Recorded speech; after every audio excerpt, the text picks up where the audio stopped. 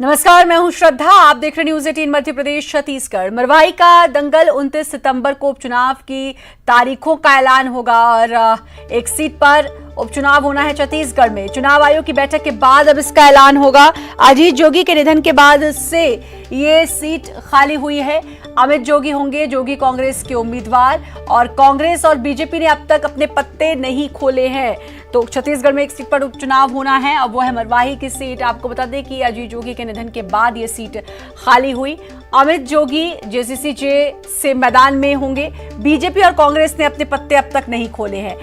कब चुनाव होना है इसकी तारीख का ऐलान अब 29 तारीख को होगा। 29 सितंबर को बजेगा उपचुनाव का बिगुल। चुनाव आयोग की बैठक के बाद ऐलान होगा। आज बिहार विधानसभा के चुनाव की तारीखों का ऐलान किया गया, लेकिन उपचुनाव की तारीखों का ऐलान अभी नहीं किया गया और इसके लिए 29 सितंबर तक इंतजार करना होगा। 25 में कितना फर्क है? तो आज उपचुनाव की घोषणा नहीं हो रही है। 29 को ट्यूसडे को ही हो जाएगी शाम तक कोर्ट पर। क्योंकि देखिए ये जो फैसला है, ये जो एक सेकंड मैं I like to further clarify. हम किसी स्टेट का यहाँ नाम इस प्लेटफॉर्म से नहीं लेना चाहते। जब किसी स्टेट का सी और CS एक बहुत डिटेल्ड रेफरेंस करते हैं तो आप उसे मानो या ना मानो, पूरा मानो या आधा मानो, एक उस पर विचार तो करना पड़ेगा ना। जी सर। इसीलिए तो हमने ऑलरेडी ट्यूसडे को मीटिंग रख दी। तो सारे बाई इलेक्शन उसी दिन होंगे? अनाउंस ठीक है।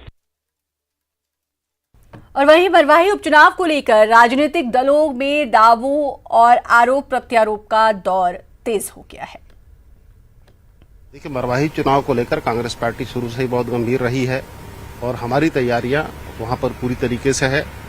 हमको बड़ी उम्मीद थी कि आज चुनाव की घोषणा वहां हो जाएगी, लेकिन अब ये पता चला है कि 29 तारीख को इसके संबंध में बैठक बुलाई गई है। चुनाव जब भी हो, कांग्रेस का गढ़ रहा है मरवाही।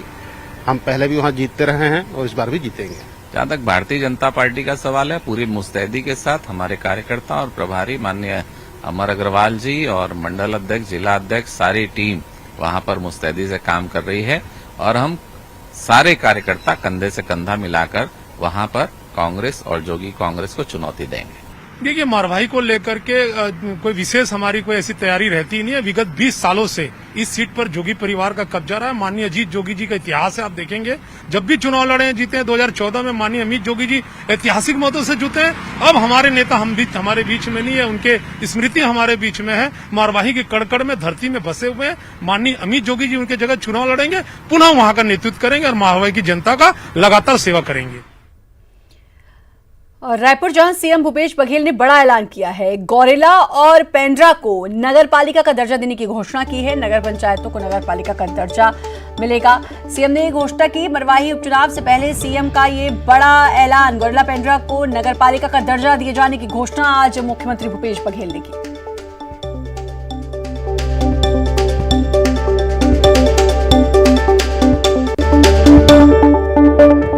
और सुरेंद्र हमारे साथ, हमारे संवाददाता जुड़ गए हैं। सुरेंद्र, एक सीट पर उपचुनाव होना है, मरवाही की सीट है। मरवाही सीट की अगर हम बात करें सुरेंद्र, तो 20 साल से जोगी परिवार का कब्जा है और अब अमित जोगी को यह आस भी है क्योंकि सिंपैथी वोट्स उनको मिल सकते हैं अजीत जोगी के निधन के बाद। तो एक तो वहां पर जोगी परिवार का कब्जा, दूसरा अब जो दोनों पार्टियां हैं वो पूरी तरीके से जुगत में हैं कि उस सीट पर कब्जा हो सके।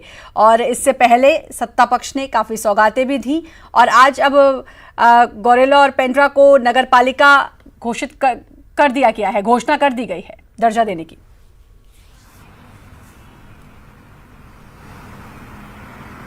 देखिए श्रद्धा, जिस तरह से मरवाही उपचुनाव को लेकर लगातार जो सत्तारूढ़ पार्टी कांग्रेस है, सरकार है, वो मरवाही को सौगातों पर सौगातें दे रही है और आज ही जिस तरह से 2 नगर पंचायतों को नगर पालिका परिषद का दर्जा दिया गया है, तो अब जिस तरह से वहां पर जो चुनावी बिगुल है राजनीतिक दलों का, वो तो बच चुका है। बस इंतजार है कि निर्वाचन आयोग अपनी तारीखों की घोषणा कर दे।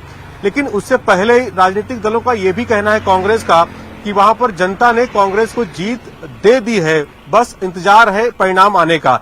दूसरी तरफ ये है कि जिस तरह से अजीत जोगी जो वहां पर चुनाव जीतते रहे हैं, साल 2001 में जब वहां पर उपचुनाव हुआ था, जो मुख्यमंत्री बने थे, उसके बाद से लगातार जो है वो सीट जोगी परिवार के साथ में पास रही है और एक बार वहां से अमित जोगी भी विधायक रहे हैं।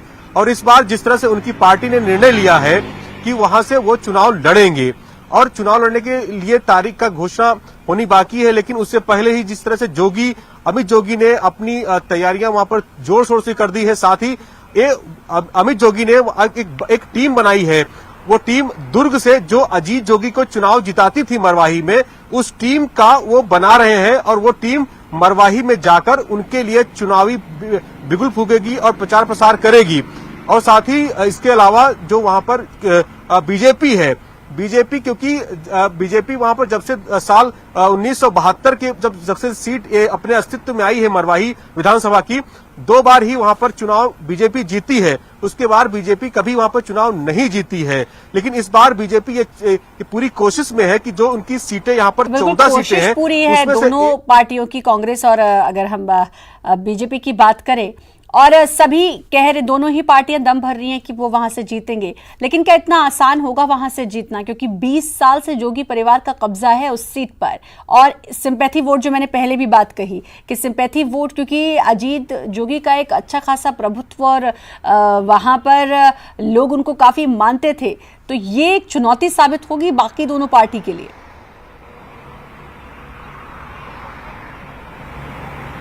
देखिए श्रद्धा, ये इसको कतई इसको हम दरकिनार नहीं कर सकते हैं कि वहां पर जो राजनीतिक पार्टियां हैं, चाहे कांग्रेस हो चाहे बीजेपी हो, उन्होंने पूरी अपनी ताकत झोंक दी है। पूरे अगर हम कांग्रेस की बात करें, कांग्रेस सरकार है, उसने पूरी अपनी कैबिनेट के मंत्री जो हैं सभी दौरा वहां पर कर चुके हैं। पीसीसी अध्यक्ष अभी वहां पे दौरा करके लौटे हैं और वहां पे जो कद्दावर मंत्री हैं प्रदेश के, राजस्व मंत्री जय सिंह अग्रवाल, उनको जिम्मा दिया गया है कि इस सीट को जिताना है। तो वो लगातार अपना कैंप बनाकर रखे हुए हैं मरवाही में और वहां पर लगातार जो है लोगों से मिल रहे हैं, वहां पर घोषणाएं कर रहे हैं। सारी जुगत लगाई जा रही है, अब किसको फायदा होता है ये तो खैर चुनाव के बाद जब नतीजा आएगा तभी पता चलेगा। बहुत बहुत शुक्रिया आपका सुरेंद्र।